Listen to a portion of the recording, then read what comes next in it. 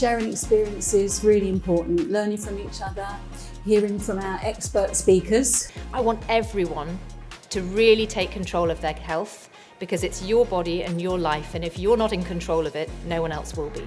Turns out that almost all pacemakers are completely fine to go through an MRI scanner. Both septal ablation and surgical treatment show good results. It's safe, comparable. HRT for many women is a lifesaver. However, and it was a real shock, they told me I did need a transplant. It's funny being a carer. You know, sometimes people don't take their medicines properly and you get cross at them. Why are you not taking your medicines? I would say the next big stage in the development of this story was our understanding that this is, in many people, a genetic condition. So it's a heritable and transmissible disease. So some of the pros of genetic testing are that we can find a causative gene change in some people. Thank you. That is the first thing that I want to say, especially grateful to have the opportunity to come here and share the research that we are doing in collaboration with Cardiomyopathy UK. And as you see, what I am presenting here is basically our European project that we have in collaboration with many different institutions across Europe. With a very long title, SMASH-HCM, like Hulk Smash, if you are a fan of the Avengers. But if you read the meaning of our title is stratification, management, guidance, hypertrophic cardiomyopathy. Everybody is familiar with all those terms. But we get to the final line of our title, and we are going to be helping Cardiomyopathy UK in order to deliver their goals by using something that we call hybrid digital twins. And that is perhaps not that common for everybody.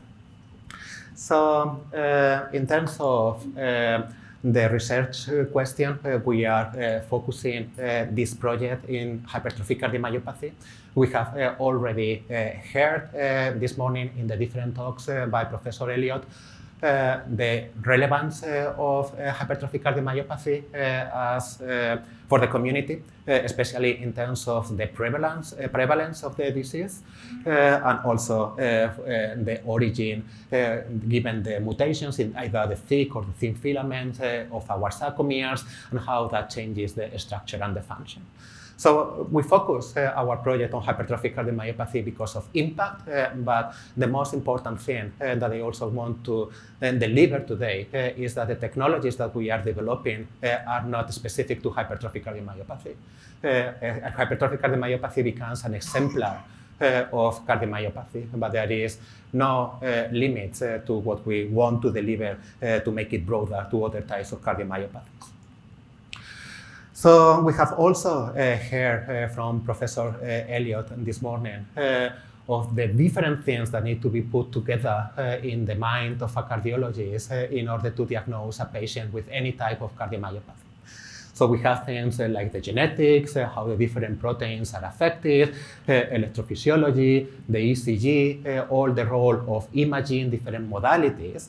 And if you think about it, basically your cardiologists, they are specialists, but what they have in their minds is like a mathematical model that aggregates all that information together and through very different types of data and very different modalities comes out with a diagnosis for the disease and how to manage the different patients. And that is what we want to contribute to with different tools in order to support our clinicians. Never replace them, just to support them. All right? And in that regard, I would argue that in terms of diagnosis and in terms of therapies, we are lacking tools that other types of industries already have. So for example, if you want to design a new airplane, you are never going to start from scratch and build an actual airplane just to check a little bit if a small modification in the air wings is going to increase or decrease the full consumption. You do it with a computer model. or if you want to change some parameters of your nuclear reactor, you don't go and change that directly. You do it in one computer and you establish the safety and the efficacy of what you are trying to achieve through things that are less risky. But we do not yet have that for the diagnosis of our patients or for establishing the best possible treatments for them. And that is something that we hope to change. And this is what we present in our paper that was published a few years ago in European Heart Journal.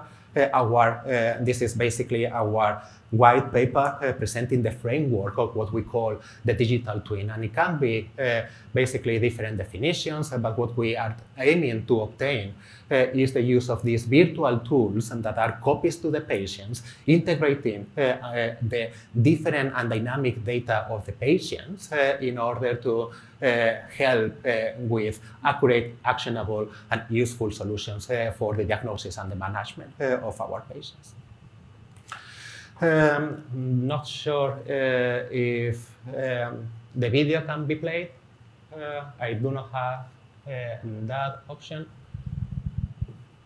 So if you just click on the video. But this is the patient, an actual patient, an actual person. As you see, this is not a patient with hypertrophic cardiomyopathy, but this is the type of simulations, modeling and simulation that we can already perform. So you have on the top the ECG of the patient, our current reconstruction. So you see some features of the ECG that are very close. We are performing better and better in order to bring that closer.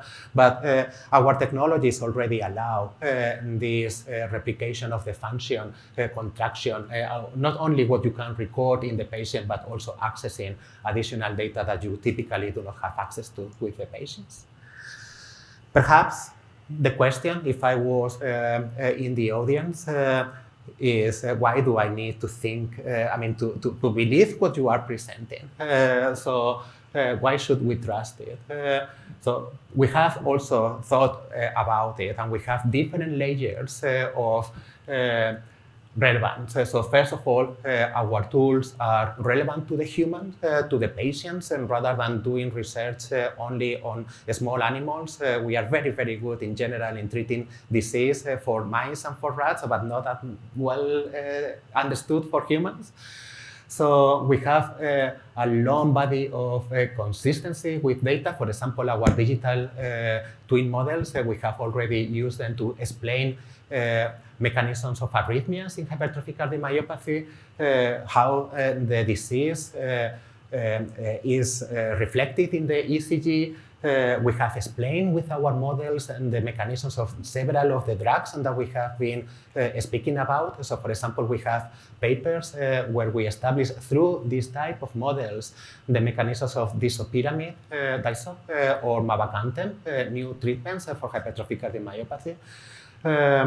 And most importantly, our models have already shown predictive capabilities. So here you have a QR code, and I invite you to check. Actually, that is a work in collaboration with Professor Rahman, also on the combination between hypertrophic cardiomyopathy and myocardial ischemia. And on the link that you have below is a paper that was published in European Heart Journal a couple of weeks ago that actually corroborates the predictions of our models. So our models are actually be able to predict things that clinically haven't been seen before. And obviously many benefits that we have for the use of these technologies that allow risk-safe evaluation of therapies. This is our consortium. Different patients, organizations are also involved. For example, not only Cardiomyopathy UK, but in Germany and as well in Norway. And you have here the links to the project, so please follow us for updates. But what I really also want to emphasize is that we want to build not only these new technologies, and that may sound like a little bit of sci-function, but a special role to decision support tools in order to present to the patients recommendations, scenario simulations of the different type of decisions that they can make. And from a point of view of a citizen, of a patient, what we really want is to integrate your point of view in this type of decision systems in things like understanding your disease, the risk of your disease, what can you do in terms of the prevention or to reduce the risk of your disease, how can you manage also your own research and to provide motivation, reassurance, and improvement. So there are some of these tools, but they typically, as you may already have experienced, they tend to be either PDF formats that are still very good to help you in conversations with your doctors, or some planners for the exercise that you can take. But we want to bring this to the next level for also you to have an active role in the management of your disease, and that's why we really want the point of view of the patients and Cardiomyopathy UK inside of the project. So this is quite a complicated slide, but basically also for you to keep the message of my presentation, what we want is to develop these technologies to identify what are the patients at risk and refer them to the specialists, to identify what is your risk of an adverse outcome, and also to assess disease progression and personalized therapy. And all of this together will be integrated in decision support systems, either supported by machine modeling approaches like the one that I have showed you, or new machine learning, artificial intelligence, and the combination of both of them to actually help you in the decision of the different logic, different interaction questions that you can pose. Okay. And with that, I hope that I have given you like a good overview of what we are intending in SMASH-HCM, and hopefully in a future version of this conference, and that I am finding terribly interesting, I can come out again to the podium and give you some updates on our digital twins for hypertrophic cardiomyopathy. Thank you very much.